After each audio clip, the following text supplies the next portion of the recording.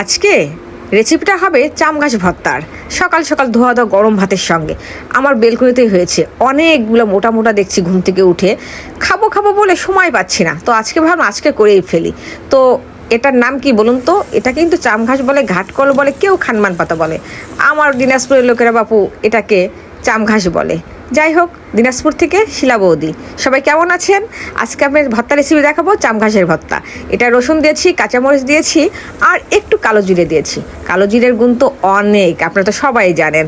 তো এটাকে এই যে এখানে দেখছেন ফ্রাই প্যানটা গরম করে এখানে এই যে এগুলো সব কিছু ভাজাভাজি করে পাটাই নিয়েছি। এখন কিন্তু চামঘাস ভর্তাটা ভাজার পালা। এটাকে একটু লবণ দিয়ে এটাকেও ভাজি করব। করার পরে এটা কিন্তু মিক্সারে দিব না, মিক্সারে দিলে কিন্তু এতটা মজা লাগবে না। শিলপাটা সুন্দর করে একে বাটাবাটি করব। বাটাবাটি করার পর যখন দেখবেন যে একদম পালিশ হয়ে গেছে, তখন বুঝবেন এটা কিন্তু ভর্তাটা হয়ে গেছে, প্রায় রেডি হয়ে গেছে। এখন তো গরম গরম ধোয়া ভাতের সাথে পরিবেশন করার পালা। আর সঙ্গে একটা ডিম ভাজি হলে মন্দ হয় না, কি বলেন? তো এই যে ধোয়া ধোয়া গরম ভাতের সঙ্গে এরকম চামঘাস ভর্তা আর একটু লেবু চিপে নিলাম।